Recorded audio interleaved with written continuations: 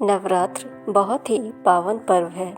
नवरात्र का पर्व पूरे विधि विधान से और पवित्र मन से करना चाहिए ताकि माँ दुर्गा का आशीर्वाद हम प्राप्त कर सकें। लेकिन कई बार हमसे जाने अनजाने में कुछ गलतियाँ हो जाती हैं। ऐसी कई चीज़ें हैं जो हम नहीं जानते और विधि विधान से पूजा नहीं कर पाते। हमसे अज्ञानतावश कुछ न कुछ गलतियाँ हो जाती हैं। फ्रेंड्स, अगर आप नवरात्र के शुभ अवसर पर चाहते हैं कि माता रानी आपके घर निवास करें तो सच्चे मन से कमेंट सेक्शन में ज़रूर लिखें जय माता की। और माता रानी के लिए एक लाइक तो ज़रूर बनता है, तो लाइक करने में कभी कंजूसी ना करें और वीडियो को ज़्यादा से ज़्यादा शेयर करें ताकि सब तक ये महत्वपूर्ण जानकारी पहुंच पाए। चैनल पे अगर नए हैं तो चैनल को ज़रूर सब्सक्राइब कर लें और नोटिफिकेशन बेल दबाएं। नवरात्र में व्रत करने वाले को भी अपने खान पान पर विशेष ध्यान देना चाहिए। इस वीडियो के माध्यम से आप जानेंगे कि नवरात्र में ऐसे कौन से फल और सब्जियां हैं जो खानी चाहिए और कौन से ऐसे फल और सब्जी है जो नहीं खानी चाहिए। आज का यह वीडियो बहुत ही इम्पोर्टेंट है, तो इस वीडियो को पूरा ज़रूर देखें ताकि आपको पूरी जानकारी मिल पाए। हमारे शास्त्रों में हर व्रत का विधि विधान बनाया गया है, इसलिए किसी भी व्रत का पूर्ण फल प्राप्त करने के लिए उसे विधि विधान से ज़रूर करना चाहिए। किसी भी मनोकामना को पूर्ण करने के लिए तपस्या भी करनी पड़ती है। अपने अनुसार किसी भी व्रत को करके, किसी भी पूजा पाठ को करके आप अपनी मनोकामना पूर्ण नहीं कर सकते। इसलिए आप व्रत को विधि विधान से करें। जो भगवान के प्रति पूर्ण विश्वास रखते हैं और विधि विधान से पूजा पाठ करते हैं, भगवान उनकी कामना अवश्य पूर्ण करते हैं। नवरात्र में भी सभी को ऐसा ही करना चाहिए।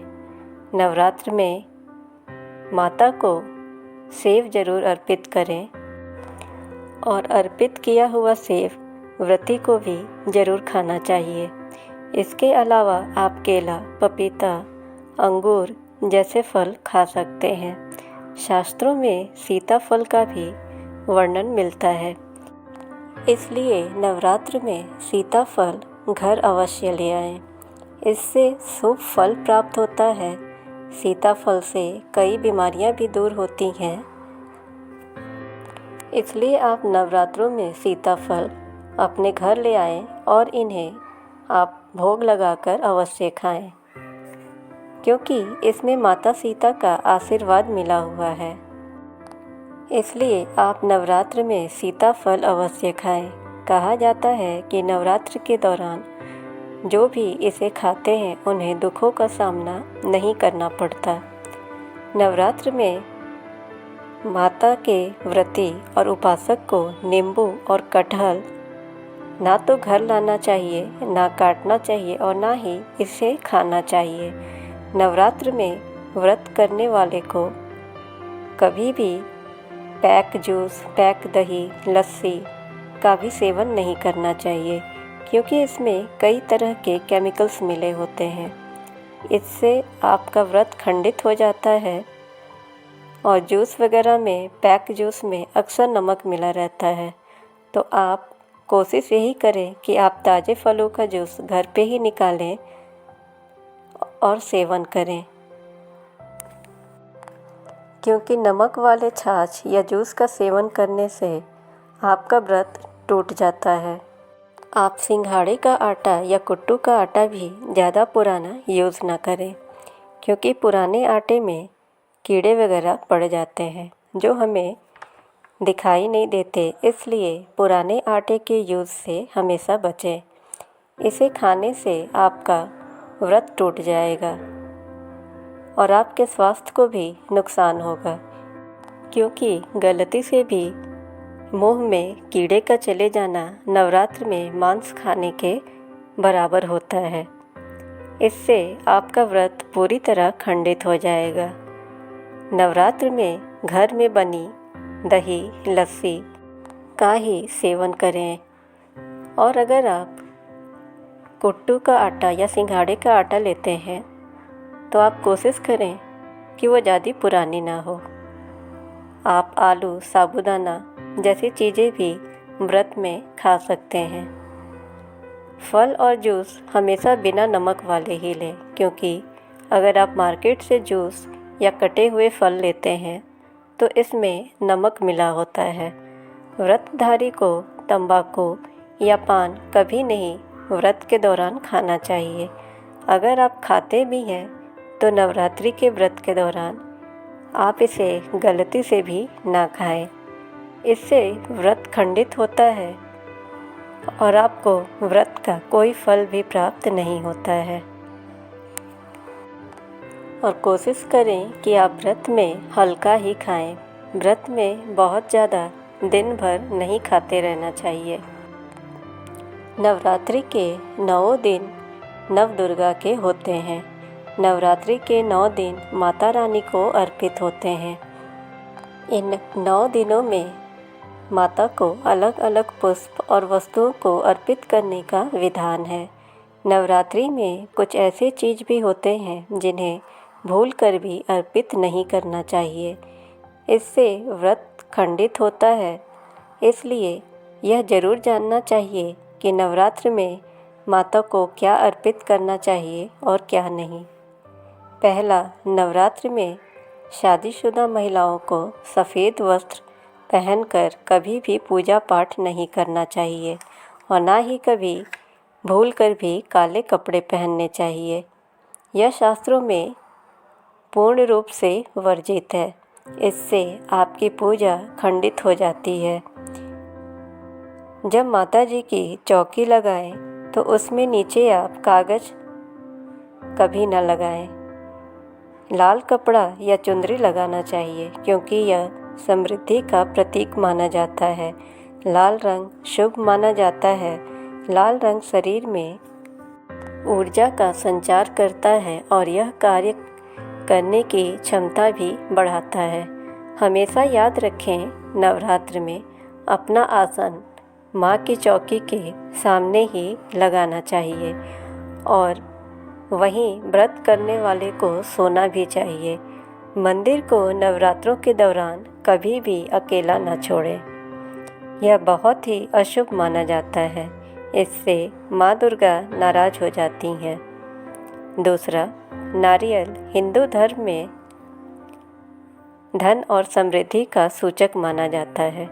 नारियल को सुख समृद्धि में वृद्धि करने वाला माना गया है, क्योंकि नारियल का हर मांगलिक कार्य में विशेष महत्व होता है। नारियल का पूजा में इस्तेमाल हम सभी करते हैं और नारियल का बलि भी दिया जाता है। कलश की स्थापना नारियल रखकर ही की जाती है। माँ दुर्गा की पूजा में नारियल को कैसे उपयोग करें, इसका विशेष महत्व होता है, क्योंकि हमें पता न होने के कारण हम कुछ गलतियाँ कर बैठते हैं जो हमें नहीं करना चाहिए। नारियल पूजा में कभी पानी वाला जटा समेत और कभी सूखे नारियल का इस्तेमाल होता है, लेकिन माता रानी की पूजा में पानी और जटा वाला ही नारियल इस्तेमाल किया जाता है।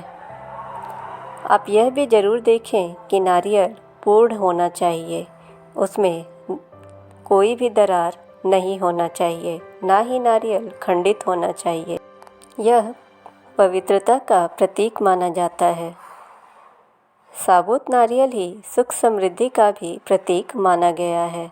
साबुत नारियल को ही श्रीफल यानी माता लक्ष्मी का प्रतीक माना जाता है। नवरात्र में कलश पर भी जटा और पानी वाला नारियल ही स्थापित करना चाहिए और नारियल को हमेशा कलश पर रखने से पहले आप नारियल को लाल वस्त्र में ज़रूर लपेट लें और लाल चुंदरी से उड़ाकर ही कलश पर स्थापित करें। शास्त्रों के अनुसार नवरात्र में नारियल का विशेष महत्व होता है। जब नारियल को सही तरीके से रखा जाता है और कलश स्थापना की जाती है तो पूर्ण फल की प्राप्ति होती है। महिलाएं माता रानी को नारियल अर्पित कर सकती हैं, लेकिन भूल कर भी महिलाओं को नारियल नहीं फोड़ना चाहिए, क्योंकि नारियल को बीज रूप माना जाता है। इसलिए महिलाओं को नारियल कभी भी नहीं फोड़ना चाहिए। लौंग का इस्तेमाल माता के पूजा में किया जाता है, लेकिन कई लोगों को माता रानी के पूजा में लौंग का इस्तेमाल सही तरीके से करने नहीं आता। हमेशा ध्यान रखें कि माता रानी को हमेशा फूल वाला लौंग ही अर्पित करें। जो लौंग फूल और डंडी सहित साबुत नहीं होता उसे कभी भी अर्पित ना करें। फूल वाला लौंग ही पूर्ण माना जाता है। कोई भी अपूर्ण वस्तु, खंडित वस्तु या अक्षत माता को अर्पित नहीं करना चाहिए। सदैव साबुत वस्तुएं ही अर्पित करनी चाहिए। तीसरा, तुलसी के पत्ते माता रानी को अर्पित नहीं करना चाहिए। माता के पूजा में तुलसी को अर्पित करना वर्जित माना गया है और ना ही दुर्वा अर्पित करना चाहिए। दुर्वा भगवान गणेश को प्रिय है।